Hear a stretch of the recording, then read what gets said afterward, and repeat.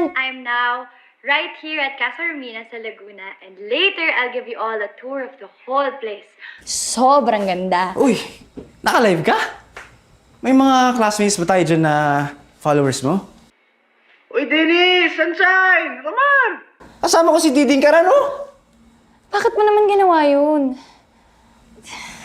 Sorry. Hindi ko naman alam eh. Bawal ba yun? Iyayain lang sana kita lumabas. May sasabihin sana ako. Never mind, that's okay.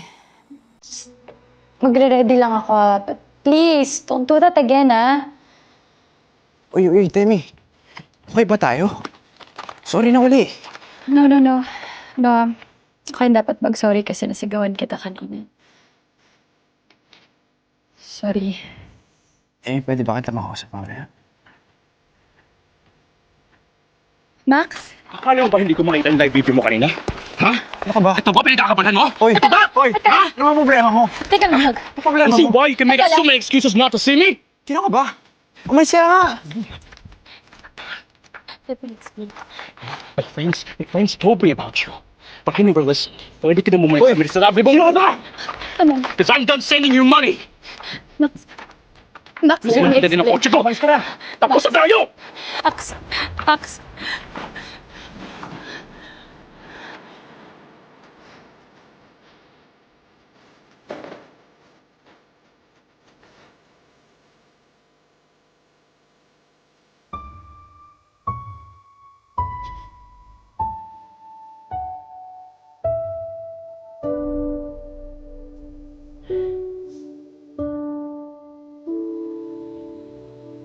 Si Max yun. Paano mo siya nakilala?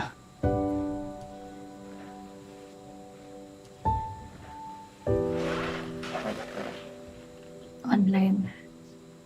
Nag-usap kami ng 6 na buwan.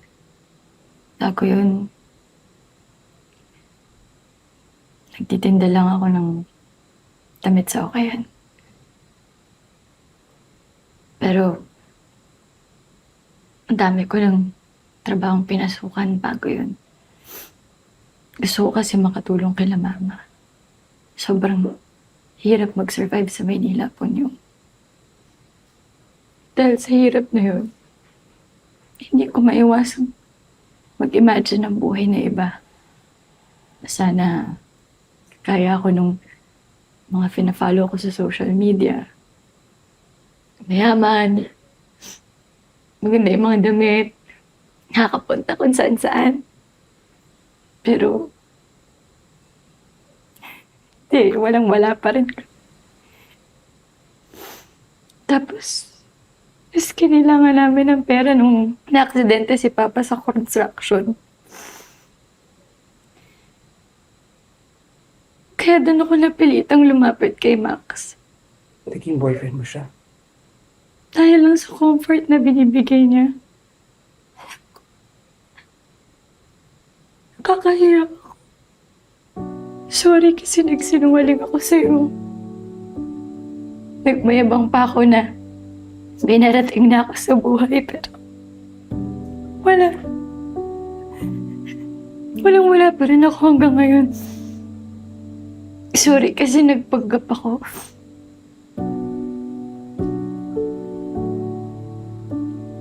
Demi. Hindi rin ako to. Hindi ako may-ari ng bahay na to. Caretaker lang ako dito. Sa US ang may-ari. Siya ang mayaman. Nakita kita agad ako ng liit eh. Kaya nung pinagkamalan mo akong may-ari ng bahay na to, Nagsinungaling ka. sorry. Di kasi talaga ako yung lalaking pinapangarap mo eh. Demi, ako pa rin to. Ako pa rin tong ponyong na iniwan mo sa Cebu. Sino ba naman ako para magalit sa'yo, di ba? Hindi ka dapat mag-sorry sa akin. Para walang tayong nagsinungaling. pareho tayong mali.